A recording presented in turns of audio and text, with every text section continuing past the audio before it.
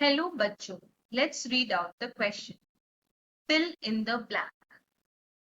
Change in the production, that is from cereals to high value crops, may be termed as. Question fill in the blank का है, जहां पे एक statement given है और आपको blank fill करना है. Question का key concept क्या है, ये पहले समझ लेते हैं. The key concept of the question is agriculture. यहाँ पे main focus जो main theme है इस question का वो agriculture है, क्योंकि यहाँ पे आप clearly देख सकते हैं cereals, crops ऐसे words use किए गए हैं. Now let us again move back to the statement to understand what it is actually trying to tell us. Change in the production from cereals to high value crops may be termed as. जब आपके cereal crops, cereals क्या होते हैं सबसे पहले, जिन grasses के seeds को आप ग्रेन्स की तरह देखते हो, जैसे आपका व्हीट हो गया, राइस हो गया, ठीक है, उनको आप कंज्यूम करते हो अपने डेली डाइट में, तो उनको हम सीरियल्स बोलते हैं. जब ये normal serial grains high value crops बन जाते हैं, और वो कैसे बनते हैं, थ्रू कमर्शियल फार्मिंग. तो जब ये चेंज हो रहा है प्रोडक्शन में, सडनली आपके जो सीरियल क्रॉप्स है वो हाई वैल्यू क्रॉप्स बन जा रहे हैं, मार्केट में उनकी वैल्यू बढ़ जा रही है बहुत ज्यादा, तो उनको हम बोलते हैं, उस टर्म को बोलते हैं commercial agriculture. So the correct answer is commercial farming और कमर्शियल एग्रीकल्चर. थोड़ा और क्लैरिटी मिले कि ये स्टेटमेंट भी क्या बोल रहा है और कमर्शियल एग्रीकल्चर क्या है, तो उसके लिए हम कमर्शियल फार्मिंग को पहले समझते हैं. Commercial farming occurs when crops are grown at a large scale to earn high returns, economic or profit motive.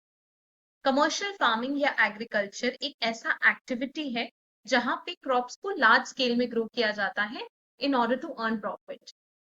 इसको एक एग्जांपल से समझने की कोशिश करते हैं. Let's say there is a small farmer staying in the village, जिसके पास बिल्कुल थोड़ी सी जमीन है, जिसपे वो राइस या व्हीट, लेट्स से व्हीट वो ग्रो करता है, और उस क्रॉप को इतना क्वांटिटी में ग्रो कर पाता है कि उसका और उसकी फैमिली का पेट भर जाता है.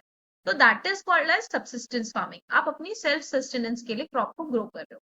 लेकिन ऑन द ऑपोजिट साइड, अगर आप फार्मिंग इस तरह से कर रहे हो कि आप बहुत ज्यादा मात्रा में एक पर्टिकुलर क्रॉप को ग्रो कर रहे हो, ताकि उस क्रॉप को आप थोड़ा बहुत कंज्यूम करना चाहो तो कर लो, और सरप्लस को बेचकर प्रॉफिट अर्न कर सको, that is called as commercial farm.